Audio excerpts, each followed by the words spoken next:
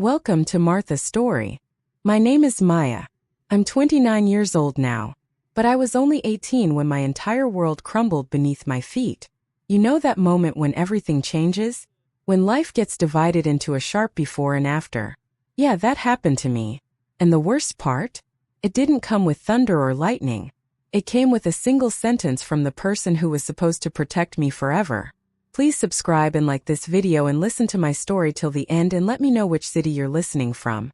That way I can see how far my story has traveled. Because what happened to me, what I'm about to share with you, it needs to be heard. It needs to travel far and wide so that maybe, just maybe, someone out there won't feel as alone as I did. That night is burned into my memory. Every detail, every sound, every breath. My dad stood there by the kitchen counter, his arms folded tight across his chest. His jaw clenched so hard I could see the muscle twitching. But it was his eyes that terrified me most. Cold, distant, like he was looking at a stranger he despised. And then he said it. Words that would echo in my head for the next 12 years. At 18, my father told me I should leave because I wasn't worth the trouble anymore. Not worth it. Those 3 words became a knife that twisted deeper with every memory. The silence that followed was deafening. I could hear the refrigerator humming its monotonous tune. The old kitchen clock ticking away seconds that felt like hours. And my heart? Oh God, my heart was pounding so loud in my ears I thought everyone could hear it breaking. I waited. I stood there frozen, waiting for him to take it back. Waiting for his face to soften. For him to sigh that heavy sigh he always did when he was just frustrated but didn't really mean what he'd said. But he didn't. He just stood there stone-faced, unmoved by the tears gathering in my eyes. And behind him, my sister. Standing there with this perfectly rehearsed expression of concern mixed with something that looked like pity. Like she was watching some tragic scene in a movie she had nothing to do with. But she had everything to do with it.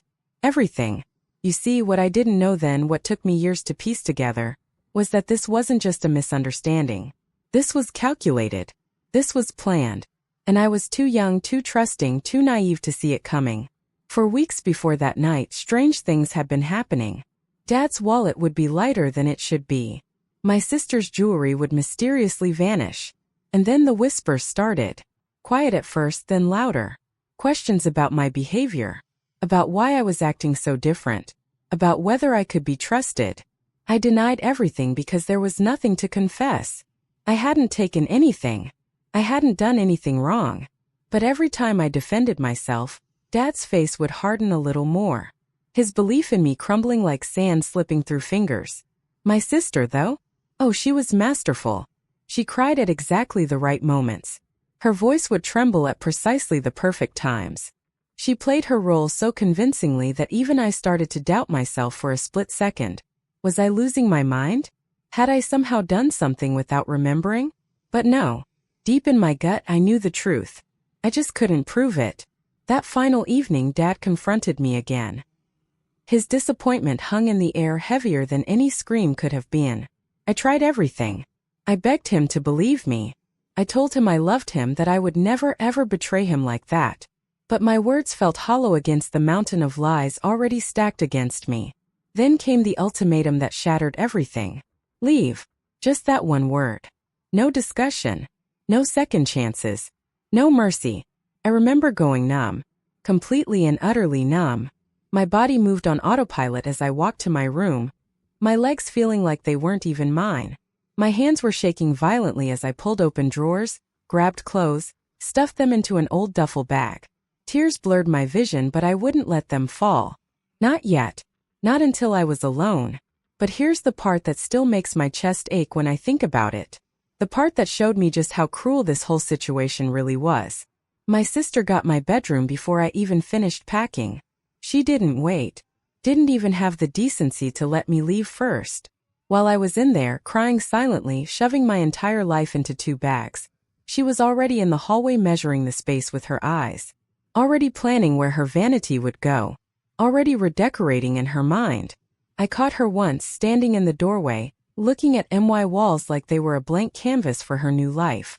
And something inside me didn't just crack. It shattered into a million pieces that I'm still finding in dark corners of my heart. I wasn't just being kicked out. I was being erased. Replaced. Forgotten before I'd even walked out the door. But where was I supposed to go? Who was I supposed to turn to? And how do you survive when the people who were supposed to love you most decide you're not worth loving anymore? I left that house with 2 bags, a heart full of humiliation, and absolutely nowhere to go. Pride wouldn't let me call my friends. How could I explain this? How could I tell them that my own father believed I was a thief? That my own family threw me away like garbage? Shame wrapped around me like chains. Kept me silent. Kept me isolated. So I did the only thing my desperate mind could think of. I slept in my car for 3 nights. 3 long endless nights. The first night was the worst. I parked in a dim corner of a grocery store parking lot, hoping no one would notice me. The seat wouldn't recline far enough. My legs cramped. The cold seeped through every crack in the car, settling into my bones. I pulled my thin jacket tighter, but it did nothing against the chill that came from inside me. Every set of headlights that passed made my stomach drop. Every footstep in the distance made my heart race. I was terrified someone would see me. Terrified they'd know I was homeless at 18. Terrified they'd judge me the way my own father had. I cried that first night. Silently, violently, my whole body shaking with sobs I had to muffle against my sleeve. I replayed that scene over and over. Dad's cold eyes. My sister's calculated tears. The door closing behind me with such finality. How could my own father believe I was capable of such things? What had I done that was so terrible that his love could just vanish overnight? The second night, I moved to a different location. A quiet street near a park where I thought I'd be less conspicuous. But sleep wouldn't come. Every sound felt magnified. A dog barking blocks away sounded like it was right outside my window. Leaves rustling in the wind became footsteps of someone approaching. I was jumpy, paranoid, exhausted but unable to rest. By the third night, something shifted inside me. The shock began to wear off, replaced by something harder. Something that felt like steel forming where softness used to be. Survival mode kicked in. Disbelief transformed into grim determination. I couldn't live in my car forever. I needed a plan. I needed to figure out how to exist in a world that had suddenly become hostile and unfamiliar. And let me tell you, those 3 nights taught me more about loneliness than any book or movie ever could. Loneliness isn't just being alone. It's feeling invisible. It's wondering if anyone in the world would even notice if you disappeared completely. I found a tiny room to rent. It was barely bigger than a closet, with peeling wallpaper and a window that wouldn't close properly. But it was mine. Or at least it was shelter. Then came the job hunting. I took anything I could get. Waitressing, retail, cleaning offices late at night when everyone else was home with their families. Days blurred into weeks. Weeks blurred into months. Time became this strange, shapeless thing that I was just trying to survive through. I changed during those months, hardened in ways I never wanted to. I learned how to smile when customers were rude, how to nod politely when people made assumptions about me, how to carry scars so deep that no one could see them bleeding. But that wound, that betrayal, it never healed. Not really. Because deep down in a place I tried not to visit too often, I knew the truth. My sister had framed me.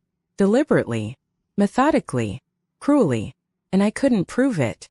Dad never called, never sent a message, never drove by to see if I was okay. It was like I had died, and he had moved on without even a funeral. So I built my life piece by shattered piece. I studied whenever I could afford classes. I worked 2, sometimes 3 jobs. I failed at things, got back up, failed again, kept pushing forward because what else was there to do? There were nights I wanted to give up completely. Mornings I'd look in the mirror and not recognize the exhausted, hollowed-out woman staring back at me. My eyes had lost their light. My smile had become a mask I wore for survival. But something stubborn lived inside me. Something unbreakable. Maybe it was anger. Maybe it was spite. Maybe it was just the refusal to let them win completely. Still, no matter how far I climbed, no matter what I achieved, part of me remained frozen. An 18-year-old girl standing in that kitchen, hearing those devastating words, feeling her world collapse. Time doesn't heal all wounds, you know. Sometimes it just teaches you how to live with the pain, how to function while carrying weight that never fully lifts. Years passed. 5, 7, 10, 12. I became someone different. Stronger, yes, but also harder. More guarded. Less willing to trust. The girl who believed in unconditional love had died in that kitchen. The woman who remained knew better. And then 12 years later, when I had finally built something resembling a life, when I had convinced myself the past was buried deep enough to stop haunting me, everything came crashing back. 12 years later, Dad found my profile online. His name appeared on my screen like a ghost reaching out from another lifetime. And suddenly those 12 years collapsed into nothing, and I was 18 again, trembling, breathless, and completely unprepared for what came next. My hands started shaking the moment I saw his name. Not the gentle tremor of nervousness, but violent shaking. Like my body remembered the trauma before my mind could fully process it. My chest tightened so much I couldn't breathe properly. I just stared at that notification, his name glowing on my screen, and time stopped. 1,000 emotions hit me all at once. Anger, longing, fear, resentment, and underneath it all, a tiny pathetic spark of hope that I hated myself for feeling. The message itself was short, almost fragile in how carefully it was written. He said he'd been searching for me for years, that he didn't know if he had the right to contact me, that he just wanted to know one thing. Are you okay? Those 3 words. Are you okay? They ignited something inside me that I'd spent 12 years trying to bury. A rage so hot it made my vision blur. Okay. The word felt like a slap. It felt like asking someone standing in a hurricane if they were enjoying the weather. My mind flooded with memories I'd worked so hard to suppress. That kitchen. His cold voice. The accusations. The humiliation of being treated like a criminal in my own home. And beneath everything, the truth that had poisoned 12 years of my life, my sister's lies. Have you ever been asked a question so absurd, so disconnected from reality, that you didn't even know where to begin answering? That's what "Are you okay?" felt like after 12 years of silence. I stared at that message for hours. Maybe it was actually just minutes, but it felt like hours. My thumb hovered over the keyboard, then pulled back. Started typing, then deleted everything. How do you compress 12 years of pain into a text message? How do you explain what it does to a person's soul to be abandoned by the people who were supposed to love them unconditionally? Part of me wanted to ignore him, to give him the same silence he'd given me, to let him wonder and worry and suffer the way I had. Another part of me, the part that was still a daughter somewhere deep inside despite everything, ached for answers, for acknowledgement, for even the tiniest indication that he understood what he'd done. But there was something else too. Something that had been building quietly for 12 years. The need to finally speak my truth out loud. To stop carrying it alone. I started typing. Stopped. Deleted. Started again. The words came slowly at first, then faster. Then they poured out like a dam breaking. I told him everything. I told him how deeply his words had cut. How being told I wasn't worth the trouble had echoed through every struggle, every lonely night, every moment of self-doubt for 12 years. I told him I never stole a single thing, never betrayed him, never deserved the suspicion he'd thrown at me like poison. I told him I slept in my car for 3 nights, terrified, heartbroken, alone, while my family carried on without me like I'd never existed. And then, with a trembling honesty I didn't know I still possessed, I typed the part I'd never been able to prove but had always known. That my sister had framed me. That the missing money and jewelry had nothing to do with me. That I had been sacrificed to protect a lie. I didn't insult him. I didn't attack. I simply asked the question that had lived inside me like a splinter for 12 years. Why didn't you ever ask me what really happened? Why didn't I deserve even one conversation before you threw me away? My finger hovered over the send button. This was it. Once I sent this, there was no taking it back. No pretending. No protecting anyone's feelings. I pressed send. The moment that message disappeared from my screen, a strange calm washed over me. The kind of quiet that comes after a violent storm. For the first time in 12 years, my truth existed outside of my own head. Someone else knew. And whatever happened next, at least I had spoken. Hours passed with no reply. I told myself I didn't care. I told myself I'd said what I needed to say and that was enough. But I checked my phone every few minutes anyway. My stomach twisted with anxiety and something that felt dangerously close to hope. Then my phone rang. His name filled the screen and I froze completely. My hand wouldn't move. My brain couldn't process whether to answer or let it go to voicemail. After what felt like an eternity, I answered. Hello. The voice that came through wasn't the strong, commanding voice I remembered from childhood.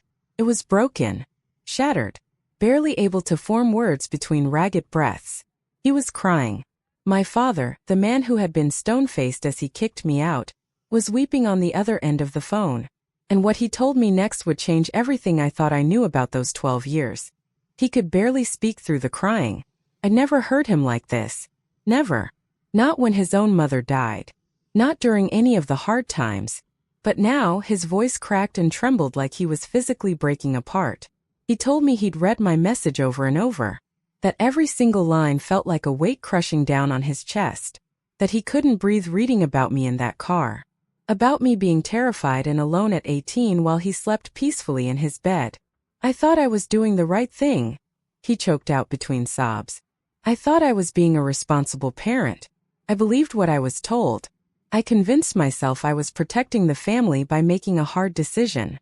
But now, reading my words, picturing me cold and scared in that car, he felt a guilt so overwhelming he didn't know how to survive it. Then he told me something that made my whole body go cold. Years after I left, things started not adding up. Small contradictions in my sister's stories. Details that didn't quite match. Things that never fully made sense. He'd noticed but pushed those doubts away because admitting he'd been wrong felt impossible. You know what's worse than being betrayed? Finding out that the person who betrayed you had doubts but chose to ignore them anyway. That's a different kind of pain. Eventually, the truth came out in the ugliest way possible. During a family fight years later, my sister admitted it. She confessed in a moment of anger, when emotions were running high and she wanted to hurt someone the way she felt hurt. She admitted she'd lied about several incidents, that she'd manipulated situations out of jealousy and resentment toward me. She'd framed me, and Dad had believed her. By the time the truth surfaced, I was long gone. The family was fractured beyond repair. And he was left sitting with the unbearable realization that he'd driven away the one person who had been telling the truth all along. I tried to find you, he whispered, his voice breaking again. But I was too ashamed. Too afraid of hearing exactly what you wrote to me today. Too terrified that you'd hate me the way I deserved to be hated. He paused, and I could hear him trying to compose himself. Failing. Crying harder. After I read your message, he continued, I sat in my truck for over an hour and just cried. I'm a grown man, Maya, and I cried like a child because of what I did to you. Because I can't undo it. Because 12 years is too late to fix what I broke. Hearing him say my name after all those years did something to me. It wasn't triumph I felt. It wasn't satisfaction or revenge or vindication. It was something far more complicated. Grief, maybe. For the relationship we'd lost. For the years we'd never get back. For the girl I'd been and the father he used to be. I wanted to scream at him. To tell him that his tears now didn't erase my tears then. That his regret didn't give me back those 3 nights in my car. Or the years of struggling alone. Or the countless times I needed a parent and had no one. But I also felt something shifting inside me. Not forgiveness exactly. Not yet. But maybe the beginning of understanding that we were both casualties of someone else's cruelty. They say the truth will set you free, but they don't tell you it also comes with a price. The truth about my sister freed me from doubt, but it also meant confronting the fact that my father had failed me in the most fundamental way a parent can fail a child. We talked for a long time after that. 2 voices navigating through 12 years of silence, regret, and unresolved pain. He told me about the family falling apart after the truth came out. How my sister's admission had created fractures that never healed. How he'd replayed that night 1,000 times, wishing he'd handled it differently. I told him about the jobs I'd worked, the struggles I'd faced, the person I'd become in his absence. I didn't spare him the details. He needed to know what his decision had cost. And somewhere in that conversation, something began to loosen. Not heal exactly. Healing was too strong a word for what was happening. But the chains I'd been carrying, the ones forged from abandonment and betrayal, they felt a little less heavy. Nothing magically fixed itself. There was no Hollywood ending where everything returned to normal. Too much time had passed. Too much damage had been done. But the truth, finally acknowledged after being buried for so long, created space for something I hadn't felt in 12 years. Not quite peace, not quite closure, but possibility. Tell me in the comments, and if you've dealt with something similar, share your story. You're not alone. Subscribe for more stories about standing your ground and reclaiming your life. Because that's what this is really about, isn't it? Finding the strength to survive when the people who should protect you become the ones who hurt you most. You know what I learned through all of this? That sometimes the people who owe you the biggest apologies are the ones who will never fully understand the depth of what they did. And you have to decide whether you can live with that or not. We didn't resolve everything in that one conversation. How could we? 12 years doesn't disappear in a few hours of talking. But it was a start. A crack in the wall I built around my heart. He asked if he could see me, if we could meet in person. The request terrified me and tempted me in equal measure. Part of me wanted to run as far away as possible. The other part, the part that still remembered what it felt like to be loved by a father, wanted desperately to say yes. I told him I needed time. That I couldn't just jump back into a relationship like nothing had happened. That trust, once broken so completely, doesn't rebuild overnight. He understood. Or at least he said he did.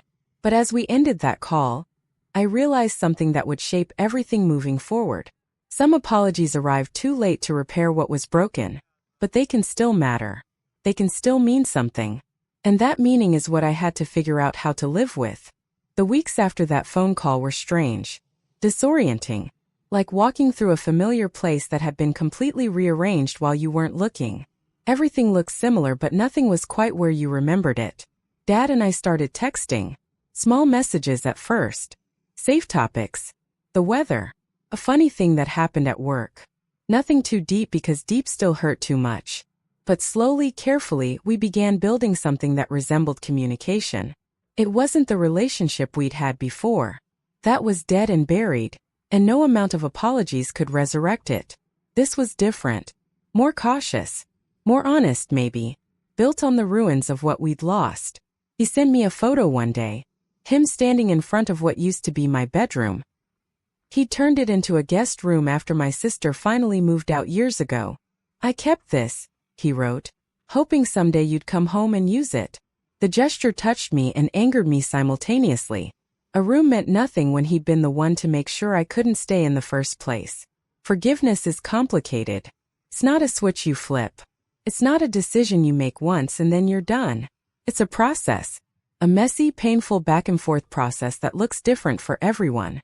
I asked him about my sister. What I really wanted to know was whether she'd ever expressed remorse.